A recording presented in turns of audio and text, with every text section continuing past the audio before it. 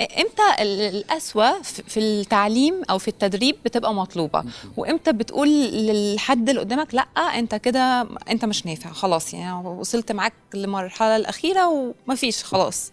لا بصي، انا هقول لك حاجه. هي القسوه دي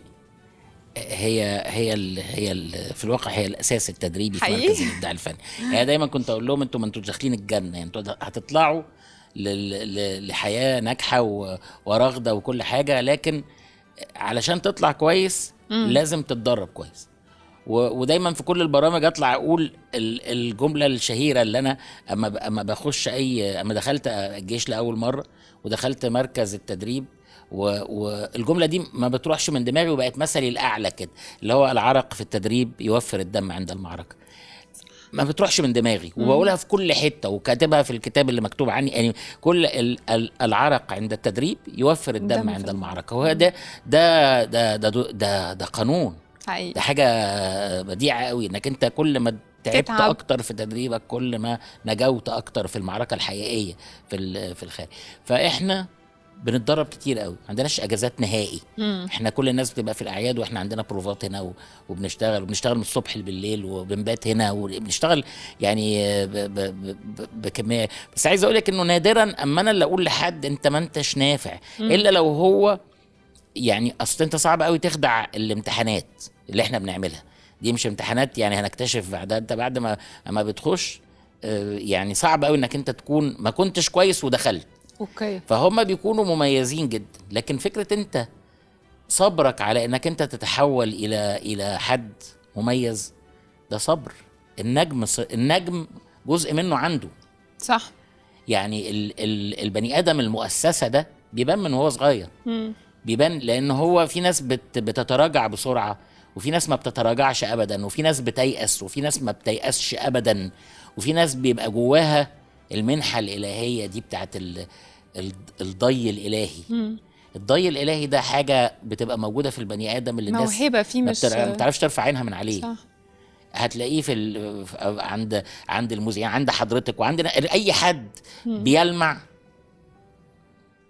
ده ربنا مديله صح، دي حاجة جزء من عند جزء ربنا حقيقي. مديهوله ربنا، وهو بقى نماه أو سابه. يعني في ناس بتبقى عندها بس بكل اسف كسول ومحبط، وعنده طاقه سلبيه، وعنده احساس ان هو مفيش حاجه هتتحقق، وعنده ده عدو نفسه.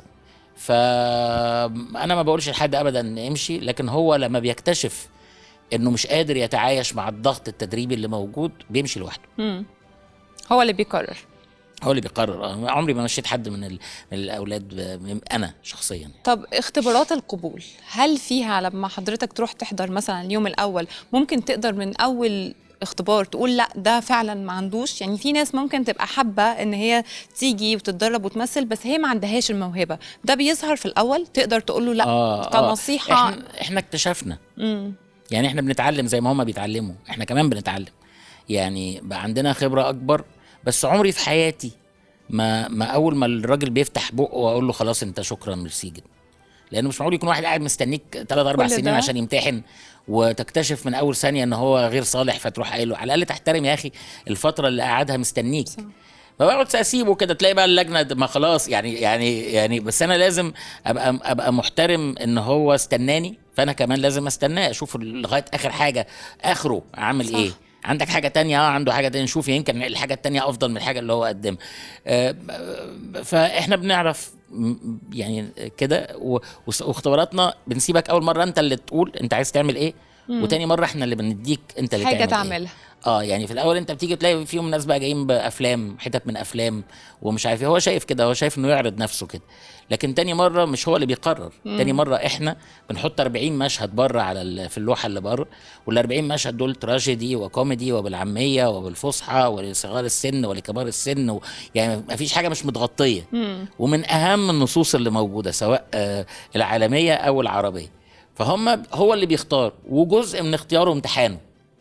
يعني لو هو مختار حاجه مش مناسبه له على الاطلاق، ده جزء من صح، مش شخصية من شخصيتك. انت قريت ولا ما قريتش، ولا اول حاجه شفتها قدامك قلت انا هخش امتحن بيها، ولا انت عندك ثقه زايده في نفسك فرايح تمتحن بحاجه مش شبهك، ولا انت عايز ايه؟